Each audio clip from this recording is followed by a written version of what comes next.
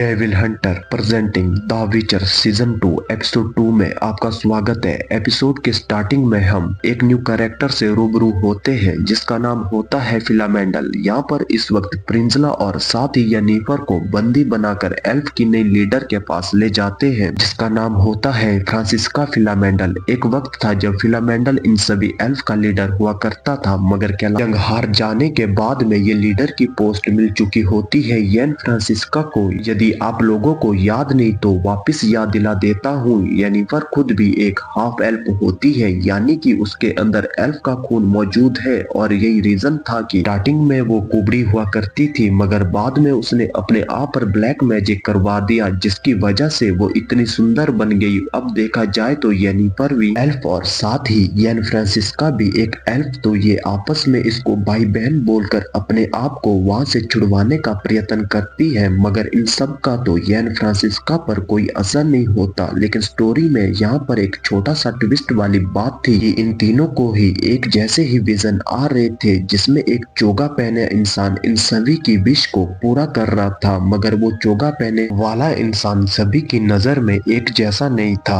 हर किसी के सपने में उसके जीवन का अंदाज अलग अलग था। यहाँ पर येनिफर को लाल चोगा पहने कोई दिखाई देता है, वहीं प्रिंजला को काला चोगा पहने और फ्रांसिस्का को सफेद चोगे में। और जहाँ तक विशेष की बात है तो यहाँ पर येनिफर को ये दिखाई पड़ता है कि उसका और गैरोल्ट का एक बेबी पैदा होता है, मगर थोड़े ही टाइम में उस टोकरी में आग लग जाती है और तभी सामने लाल चोगे वाला व्यक्ति आकर उसके बच्चों को गोद में लेकर खड़ा हो जाता है। उसी तरीके से एक विश प्रिंजला की भी होती है और एक विश फ्रांसिस्का के पास भी, मगर वो इस मोमेंट पर दिखाई नहीं जाती। यहाँ पर सारे एल्फ मिलकर येनिफर और प्रिंजला को एल्फ के मंदिर लेके जाते हैं जिसके अंदर कंजक्शन ऑफ स्पीयर की चित्रकला बनी थी। सदियों पहले इस कंजक्शन ऑफ स्पीयर ने द विचर के यूनिवर्स में वोकाल टाइट कर दिया था और यही रीजन था कि दूसरे यूनिवर्स के क्रिएचर द विचर के यूनिवर्स में एक धमाकेदार एंट्री कर गए थे,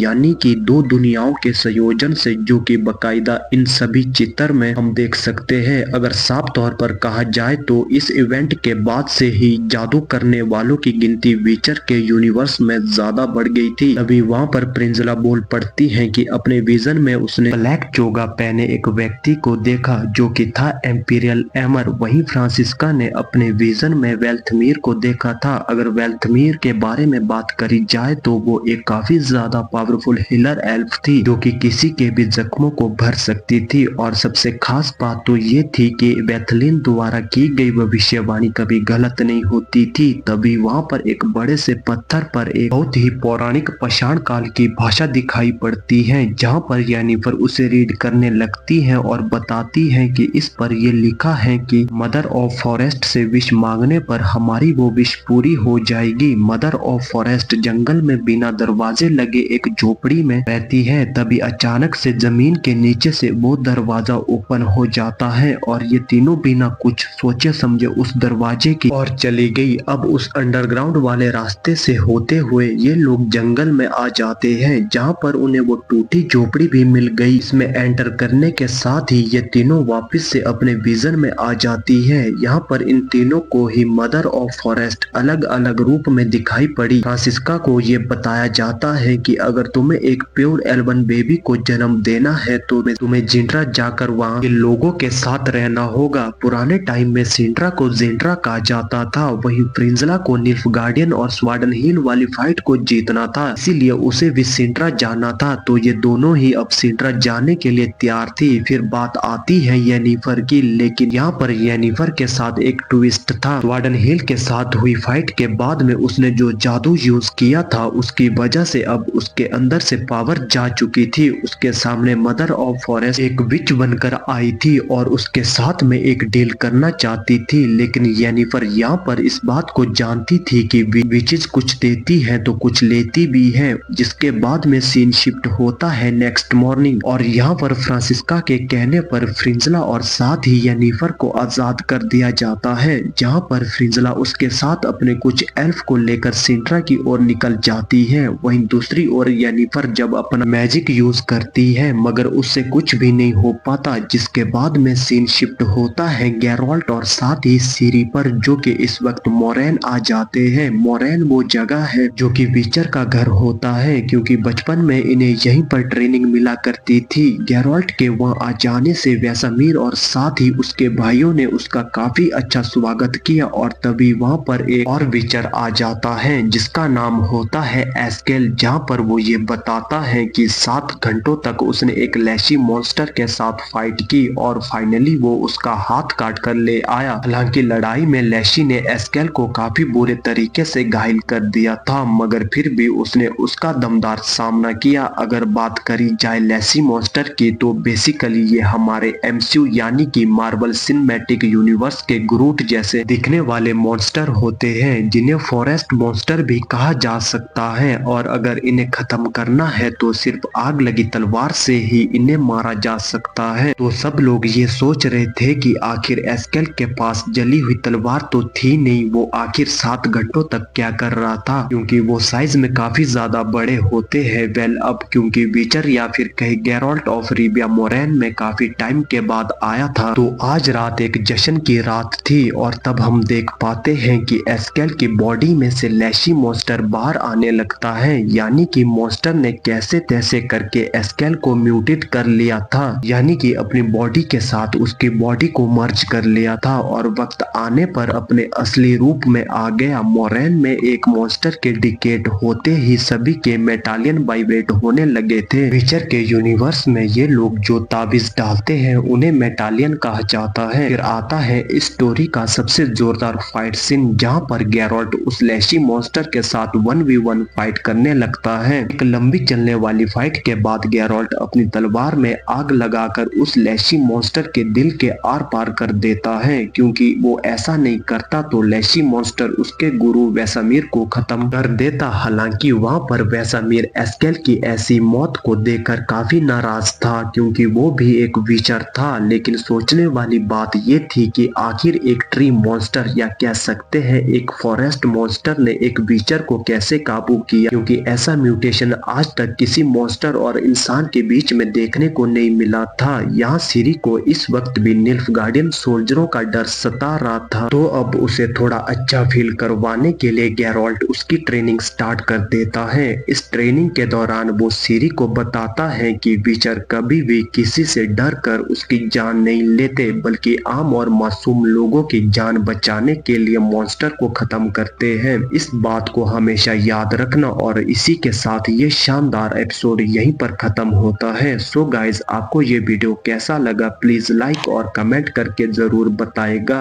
अगर फर्स्ट टाइम इस चैनल पर आए हैं तो इसे सब्सक्राइब भी जरूर कीजिएगा, क्योंकि इसका 3rd एपिसोड जल्द ही लेके आऊंगा। तब तक के लिए keep watching and stay safe. मिलते हैं अगली वीडियो में।